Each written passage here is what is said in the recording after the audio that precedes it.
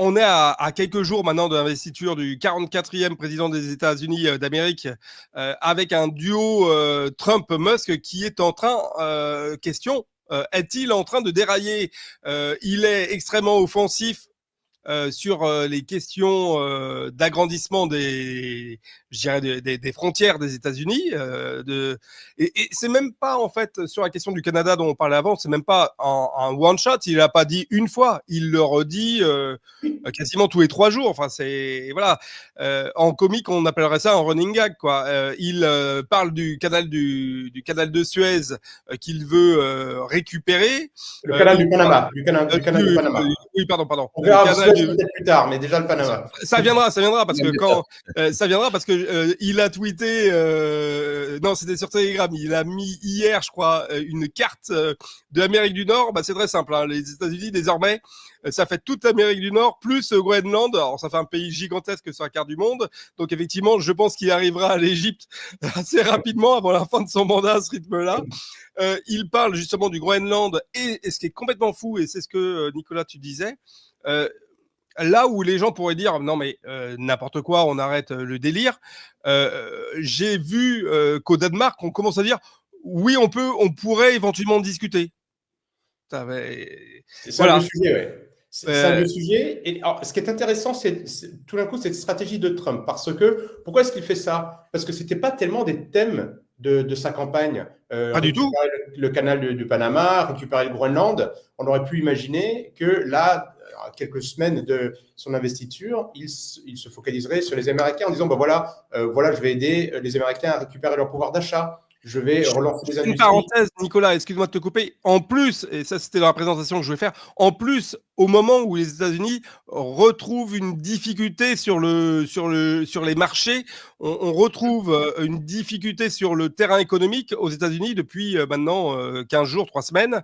Et les prévisions pour les semaines à venir ne sont pas aussi optimistes que l'on l'espérait. Exactement. Donc pourquoi est-ce qu'il s'attaque à la géopolitique? Pourquoi est-ce qu'en plus, avec des sujets qui sont quand même très détonnants, qui sont presque même choquants.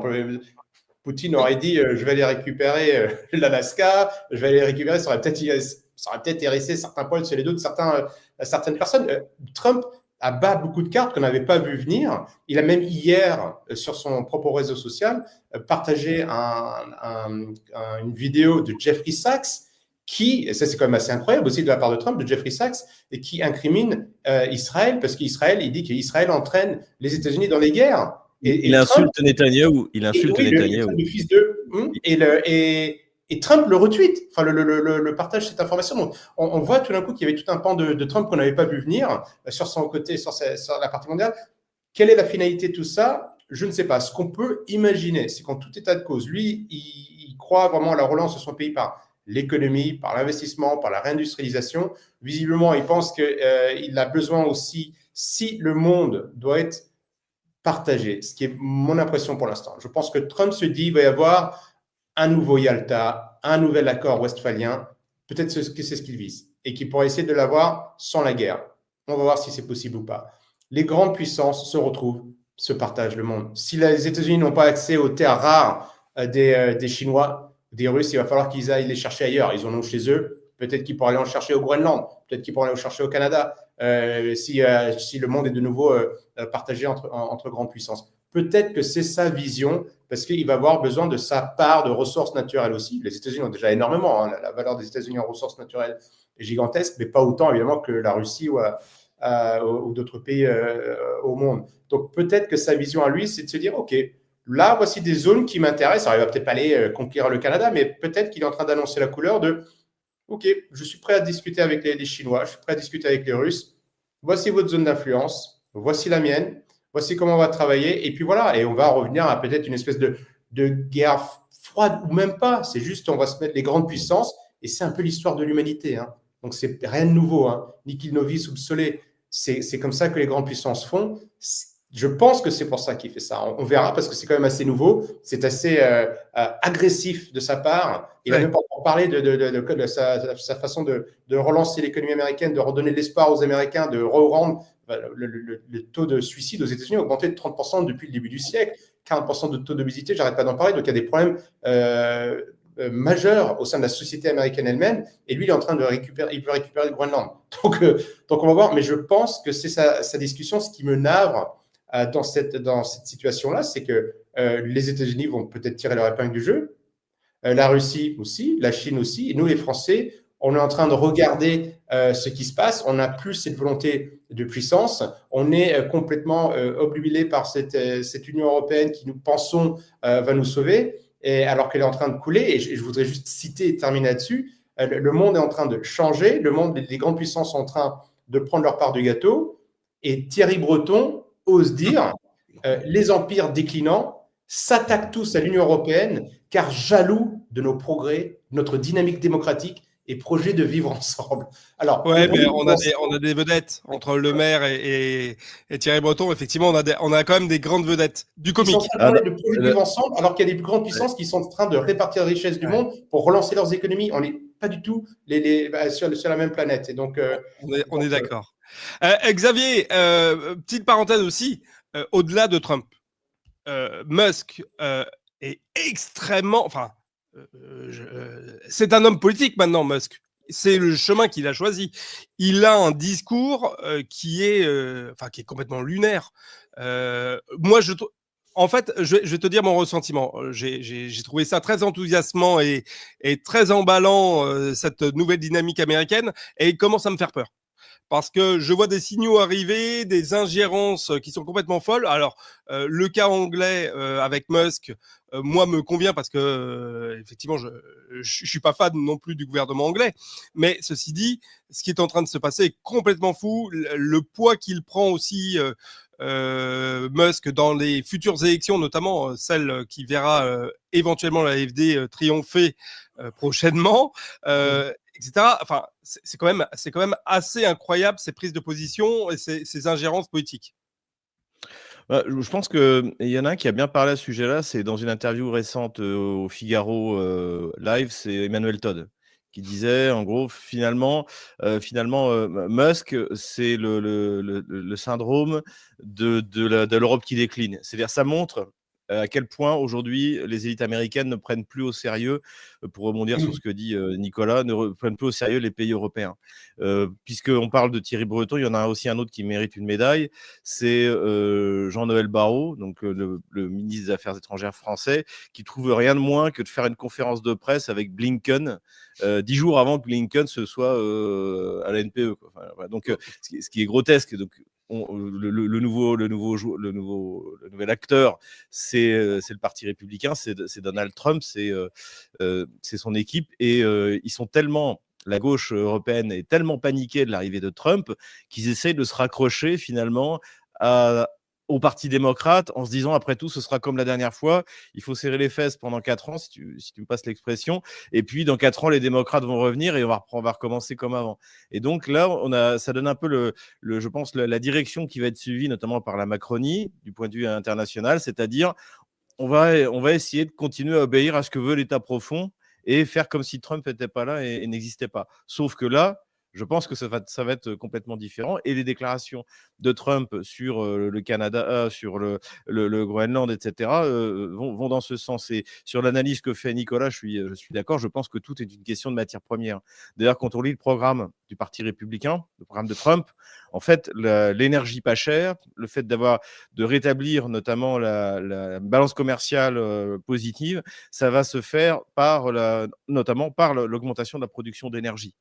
Et donc pour ça, encore une fois, Nicolas a raison, il y en a aux États-Unis, mais il y en a a priori beaucoup dans l'Arctique, il y en a, paraît-il, beaucoup au Groenland, et donc tout ça, ça fait partie d'un projet qui consiste à trouver et à produire beaucoup d'énergie. Et ça, on en avait parlé dans d'autres émissions. Je pense que l'économie de demain, ce ne sera pas sur une main-d'œuvre pas chère, comme ça a été le cas, notamment au moment à la fin des années 1990, 2000, où là, on cherchait effectivement à envoyer la production dans des pays avec des main-d'œuvre compétentes et pas chères. Ça a donné la puissance chinoise, d'ailleurs.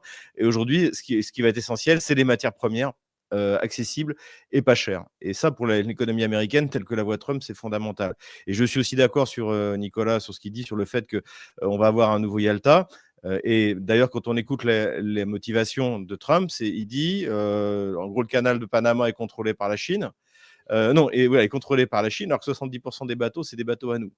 Donc, en fait, il y a aussi il est en train de préparer sa négociation avec la Chine. Et de ce que je voyais aujourd'hui, ce matin, en regardant les informations, a priori, on se prépare à une grande rencontre. L'administration Trump se prépare à une grande rencontre avec Poutine, avec Xi Jinping.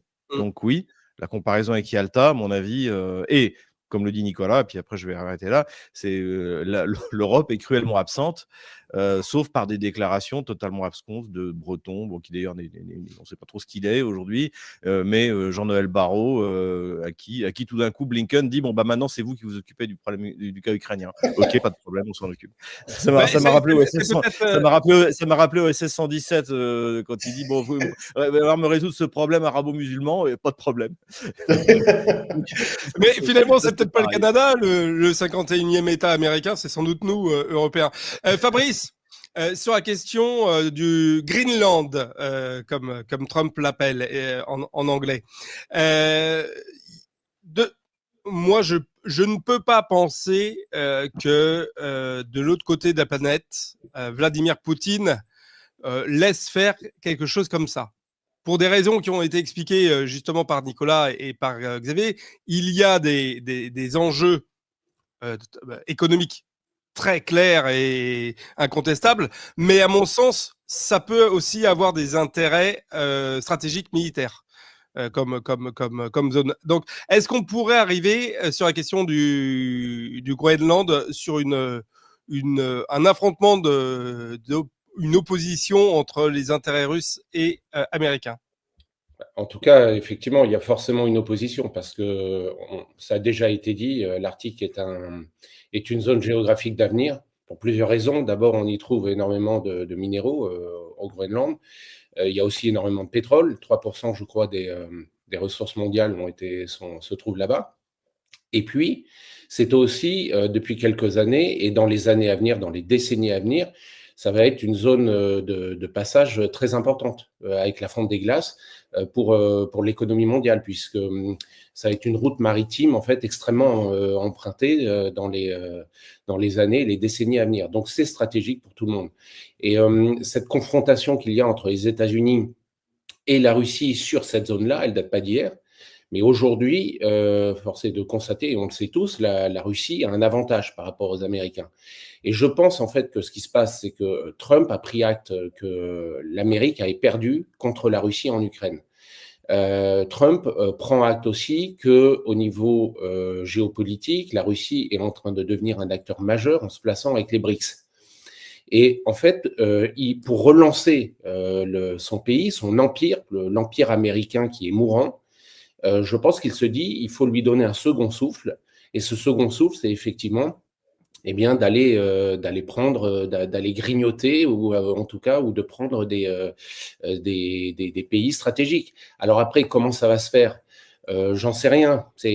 On peut pas encore le savoir. Ce qui est sûr, c'est que quand on voit les serpillères qui nous servent de gouvernement en Europe, tu l'as très justement remarqué tout à l'heure, en fait, quelle a été la réflexion des Danois là-dessus? Normalement, on envoie directement des troupes de montagne, je sais pas, des sous-marins, des bateaux, etc. On protège la côte. Non, là, c'est on va voir, peut-être qu'on peut effectivement parler d'une autonomie plus grande du Groenland, et puis les Français, les Allemands et les Italiens qui étaient si prompts à critiquer la Russie lorsqu'il y a eu le rattachement de la Crimée.